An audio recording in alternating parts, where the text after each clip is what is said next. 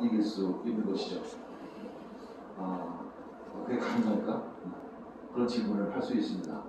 그러나 우리가 요즘에 코로나 시대에 이 사회 위기를 이길 수 있는 방법은 도대체 무엇일까? 어떻게 우리 사회의 이 위기, 이 세계 지구촌이 겪고 있는 이 위기를 어떻게 극복할 수 있을까? 그것은 바로 사랑과 희생일 것입니다. 그래서 사랑과 희생하면 생각나는 게 있어요. 공동체입니다. 어떤 공동체가 있기 때문에 우리 사랑해야 하는 것이고, 또 공동체가 있기 때문에 우리 희생해야 하는 거죠. 그래서 서로 사랑하라. 예수님의 가르침이 그거죠. 서로라는 단어 안에는 바로 공동체라는 의미가 이미 담겨져 있는 것입니다. 이 코로나가 닥치면서 우리들에게 준 메시지 하나는 공동체이죠. 공동체. 미국 중심으로 서구 사회를 중심으로 개인주의가 굉장히 이렇게 강하게 등장을 했고, 그것이 모든 문화를 지배하고 있는 듯한 상황 속에서 코로나가 들어왔고, 그러면서 개인주의 사회와 공동체적인 사회 사이에서 굉장히 큰 차이를 보게 되는 거죠. 특히 한국이 공동체성이 비교적 강한 나라. 그래서 코로나를 비교적 잘 극복할 수 있는 나라. K-방역이 문제가 아닙니다, 사실은. 요즘에 보면 엉터리잖아요. 엉터리인데, 코로나 K-방역이 문제가 아니라 사실 공동체성으로 인해서 사실은 이 코로나가 그렇게 급등하지 않은 이유가 있었던 거죠. 바로 공동체성입니다. 이 공동체성 안에는 각자가 희생하고자 하는 마음이 어느 정도 있다는 거죠. 요한일서 4장 18절에 보면 사랑에는 두려움이 없습니다. 완전한 사랑은 두려움을 내쫓습니다. 코로나가 처음 들어왔을 때 가장 우리들의 첫 번째 반응은 두려움이었어요. 왜냐하면 인간은 본능적으로 어떤 위험 요소가 들어오면 두렵고 내 안전이 어떻게 되는 것인가 걱정하게 마련이기 때문에 그런 거죠. 저희 모두 이제 니아스에서 그 소식을 들었을 때 좀 혼돈스러웠습니다. 도대체 이게 뭘까? 잘 몰랐기 때문에, 무지했기 때문에 도대체 뭘까? 근데 사실 저는 한 달 정도 지내니까 대략 코로나가 어떤 것인지를 감으로 직관적으로 알 수 있었고, 대략 내가 목회자로서 교회를 섬길 때 어떤 단계로 이걸 가야 할 것인가를 대충 계산을 했습니다. 저는 이것이 최소한 1년 정도 이상 갈 것이고 점점 심해질 것이다라는 예측을 했고, 미리 문을 닫는 것, 미리 예배를 드리지 않는 것 굉장히 위험하다라고 생각을 했고, 차라리 문을 닫는다면 맨 마지막 가가지고 어쩌면 지금이 굉장히 위기일 수 있다는 생각이 듭니다. 왜냐하면 모든 국민들이 굉장히 크게 달아있죠. 인내의 한계가 와 있습니다. 코로나를 이길 수 있는 힘은 도대체 무엇일까? 첫 번째는 하나님의 보호하심이 필요합니다. 우리 교회도 하나님의 보호하심이 있어야 하는 거죠. 누가 전염에 걸리고 싶어서 걸린 사람이 없습니다. 가끔 우리는 전염 확진자 보면 저 사람 꼭 죄인 취급하는 경우가 있죠. 그것은 굉장히 잘못된 생각이죠. 그것은 그렇게 됐을 때 분열을 가져오게 됩니다. 만약 우리 안에 어떤 한 사람이 내가 확진자가 됐어. 그러면 굉장히 미안해요. 내가 죄인인 것처럼 생각할 것입니다. 절대 그럴 필요 없는 거죠, 사실은. 하여튼 하나님이 보호하셔야 합니다. 아멘. 우리 공동체도 지금까지 하나님께서 보호하셨기 때문에 그래도 확진자가 나타나질 않았던 거죠. 두 번째는 지혜입니다. 예언적인 분별력인 것이죠. 이 코로나가 앞으로 어떤 상황으로 펼쳐진 것을 예측을 해야 하는 것입니다. 세 번째는 공동체성이죠.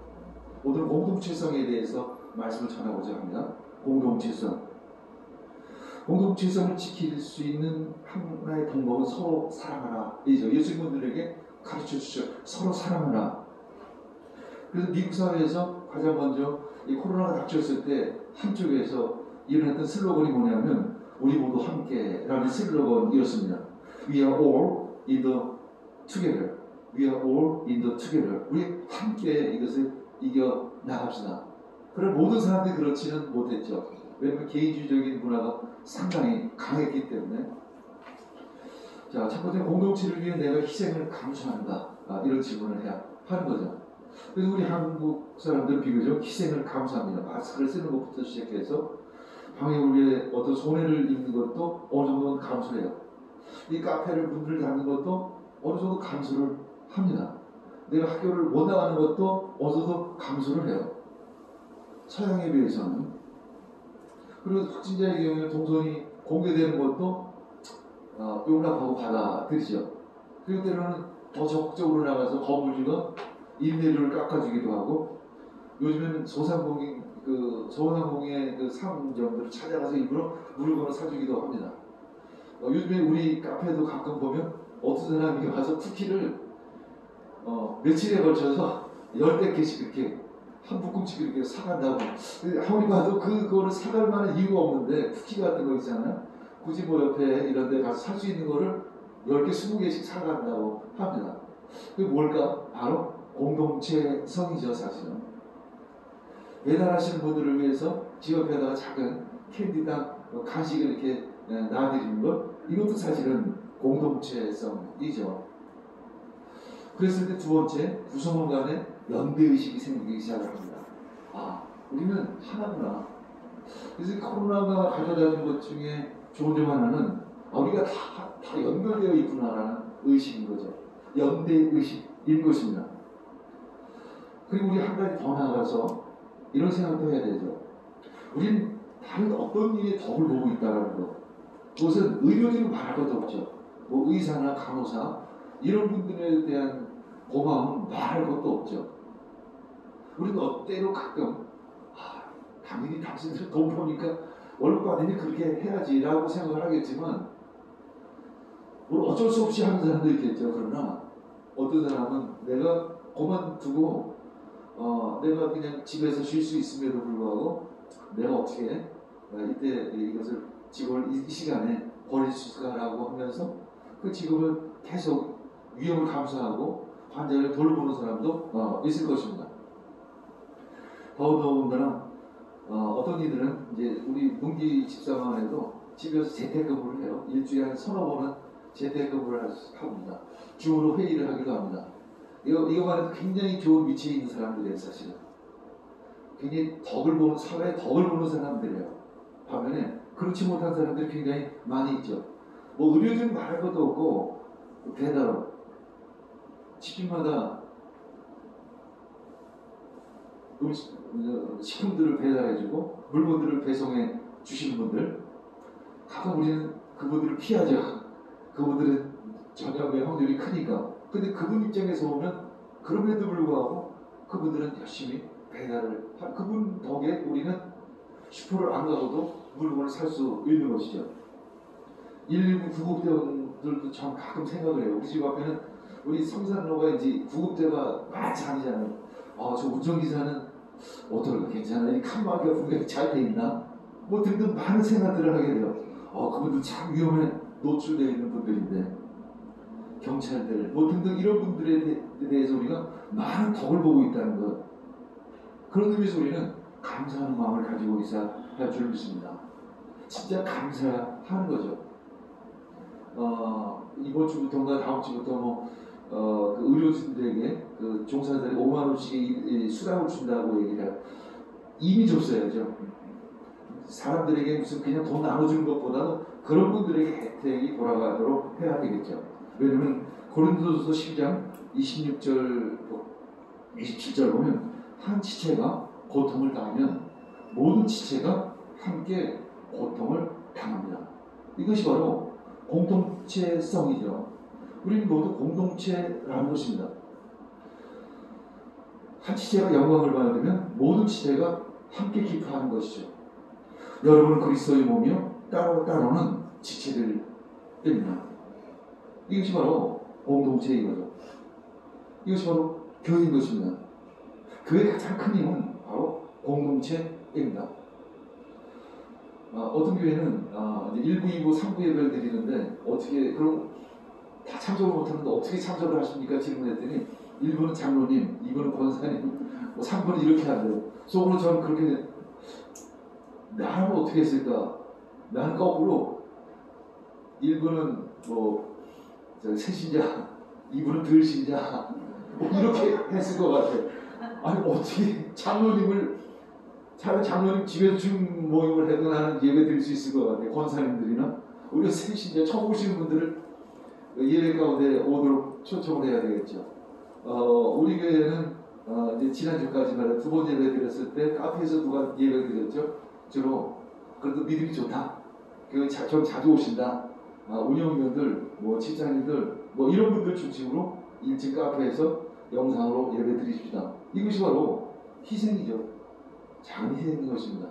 이런 희생을 통해서 우리가 지금까지 예배를 드릴 수 있었던 것입니다. 이것이 바로 공동체성이죠. 이것이 희생인 것입니다. 이것이 봉사이고 이것이 헌신이 되어지는 거죠. 한 지체가 고통을 하면 모든 지체가 함께 고통을 받기 때문에 그런 거죠.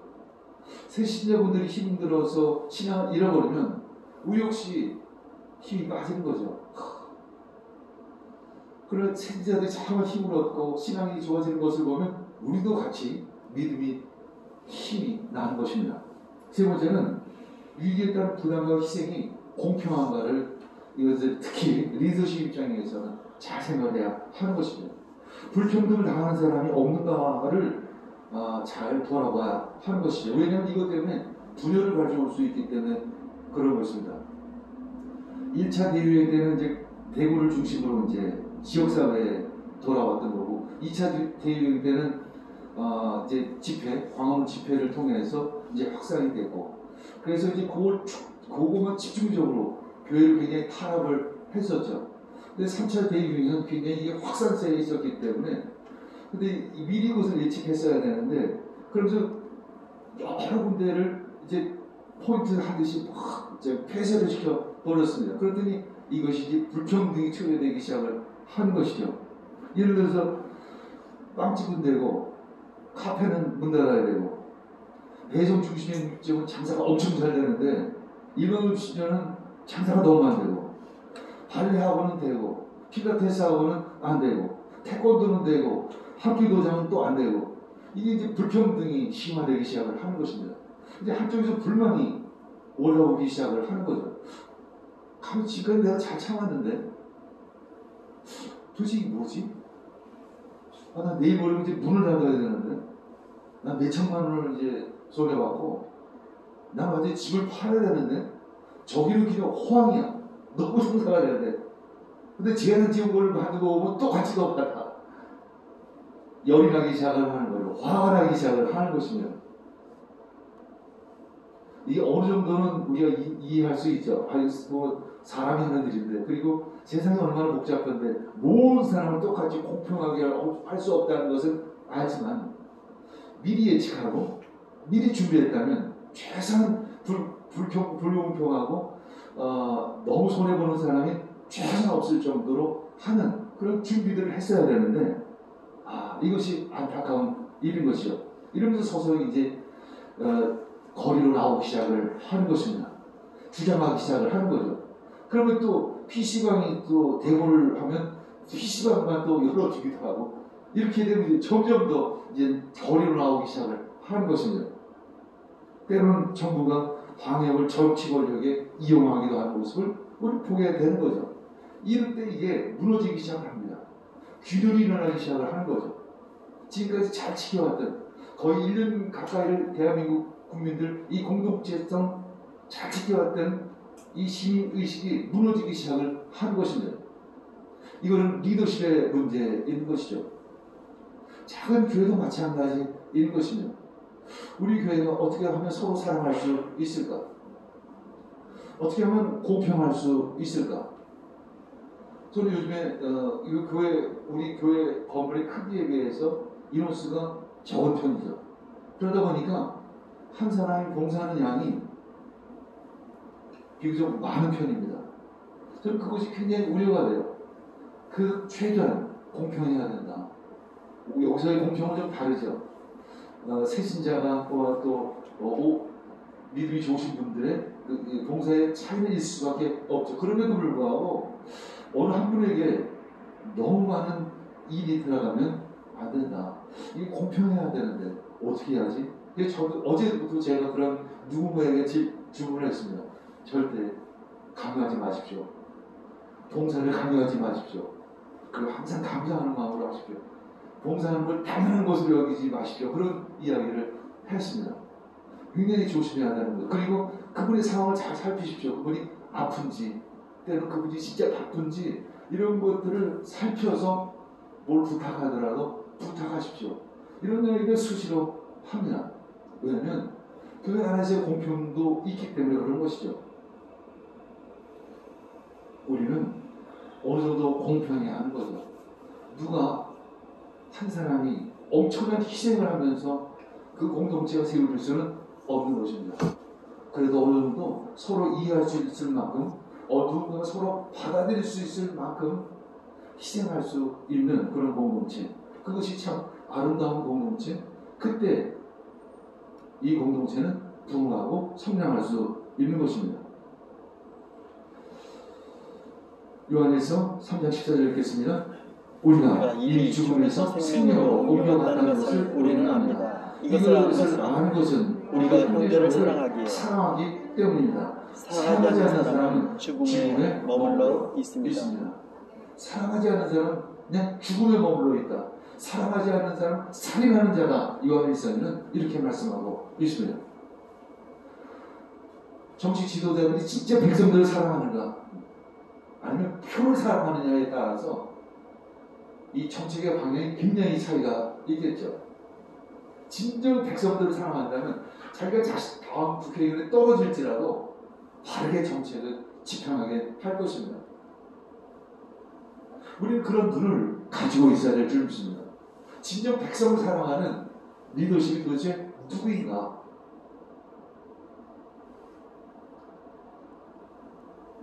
형제자매를 사랑할 수 있는 사람, 그것이 바로 그리스도인인 것입니다. 서로 사랑할 수 있는 사람, 그가 바로 그리스도인인 것이죠. 희생할 수 있는 사람, 그가 바로 그리스도인인 것입니다. 우리가 섬길 수 있는 사람, 그 사람이 그리스도인인 것이죠. 왜냐하면 그리스도인은 사랑을 선물하는 존재이고 사랑은 미움을 선물하는 존재이기 때문에 그런 것입니다. 창세기 4장 9절에 보면 가인은 형제를 미워하고 죽임으로써 자신이 마귀에 속한 존재임을 드러냅니다. 결국 가인은 아벨을 죽이죠. 그때 하나님께서 질문하십니다. 너의 아우가 어디 있느냐? 너의 아우가 어디 있느냐? 그때 창세기 4장 9절에 가인은 대답하죠. 모릅니다. 제가 아우를 지키는 자입니까? 여기서 이미 형제애는 끊어져 버린 것이죠. 공동체성은 무너진 것입니다. 각각 내 살 길 내가 찾아가겠다 라는 것이죠. 나만 손해볼 수 없어 라고 이제 대모하기 시작을 합니다. 이런 분열이 찾아오기 시작합니다. 그럼 더 이상 방역은 무너지기 시작을 하는 거죠. 제가 보기엔 지금 2월이 분명히 고비가 될 것입니다. 정부가 손을 쓸 수 없는 상황이 될 수도 있다는 거죠. 이랬을 때 1000명, 2000명, 뭐 10,000명도 올라갈 수 있는 것이죠.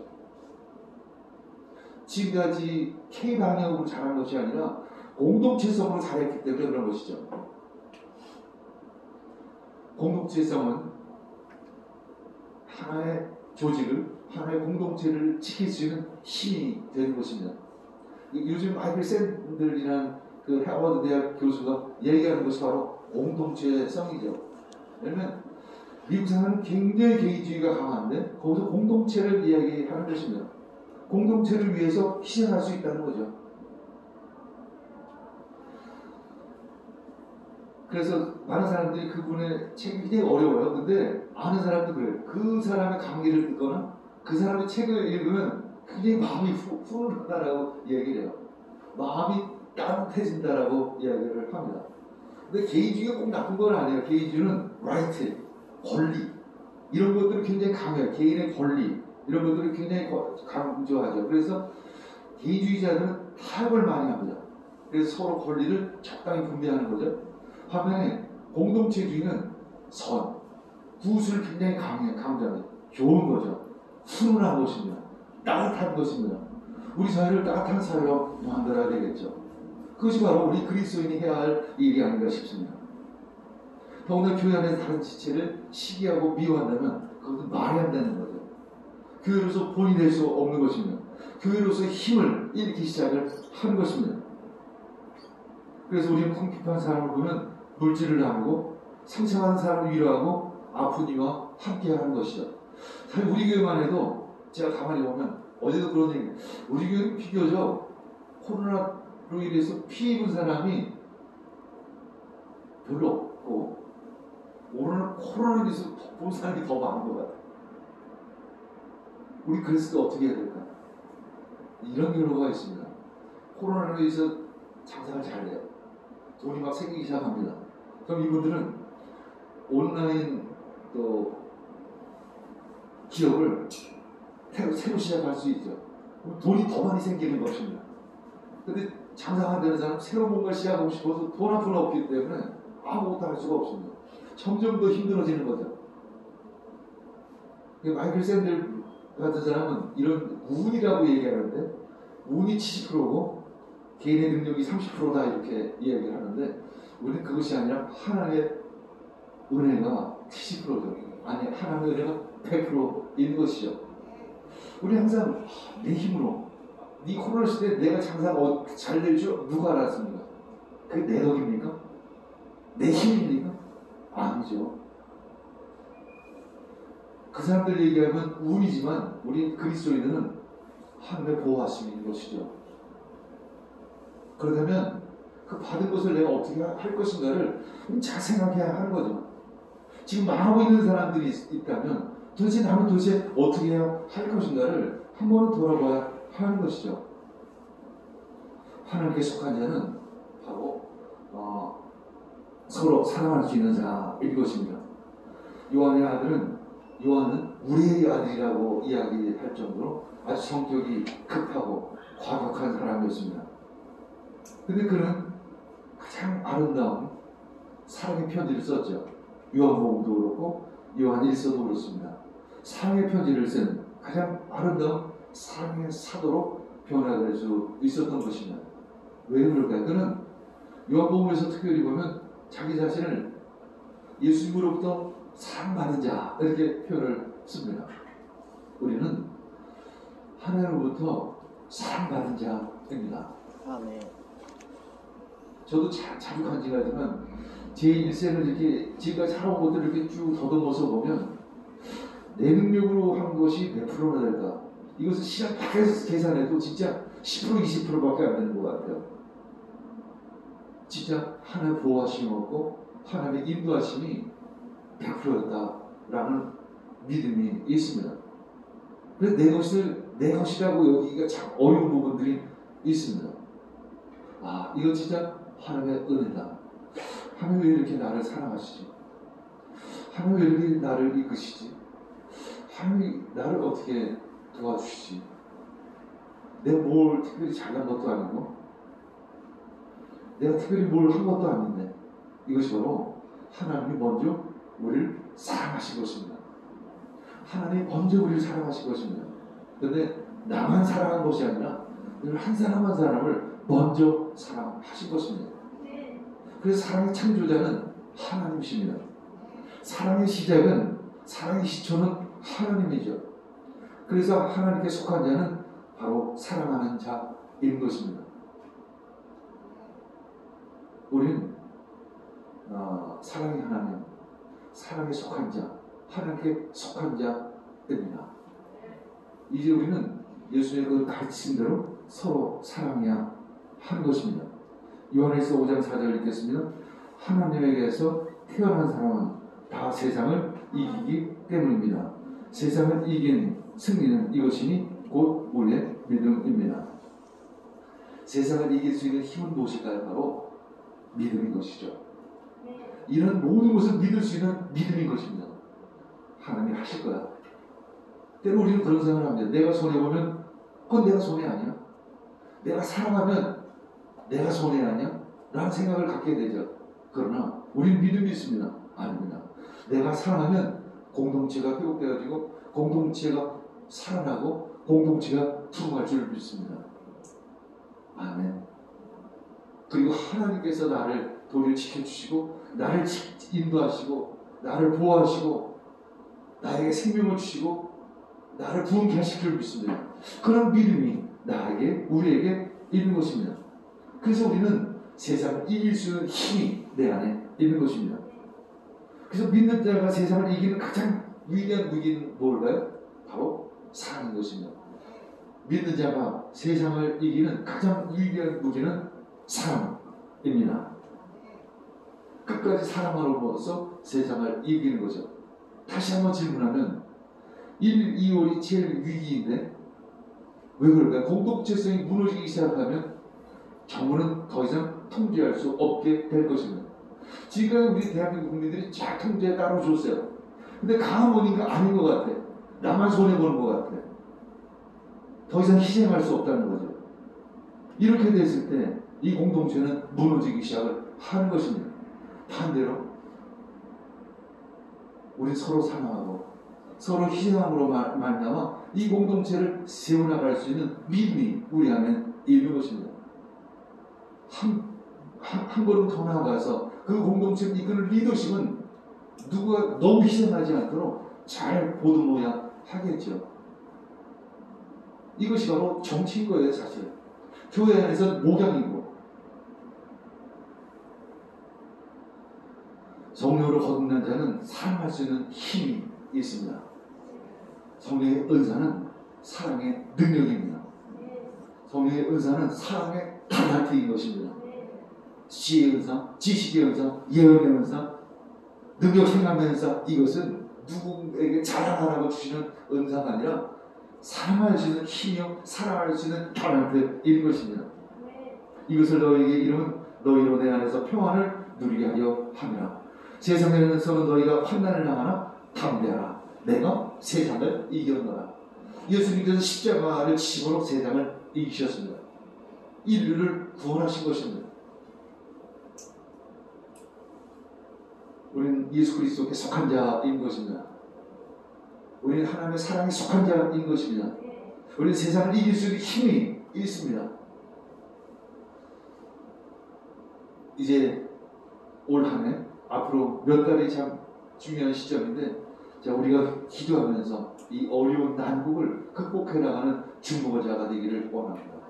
그리고 우리가 더 불공평을 당하는 너무 힘들어하는 이들을 위해서 내가 도대체 무엇을 할 것인가를 우리는 기도해야 될 줄 믿습니다. 그리고 나눌 수 있는 준비를 해야 할 줄 믿습니다. 그것이 바로 서로 사랑인 것입니다. 우리는 하나님의 사랑으로 세상을 능히 이기게 될 줄 믿습니다. 아멘. 우리 함께 기도하겠습니다. 주님 감사합니다. 저희들에게 세상을 이길 수 있는 힘을 주님 감사 올려드립니다. 성령의 능력으로, 성령의 은사로 사랑할 수 있는 힘 주시옵소서. 세상을 이길 수 있는 힘 주시옵소서.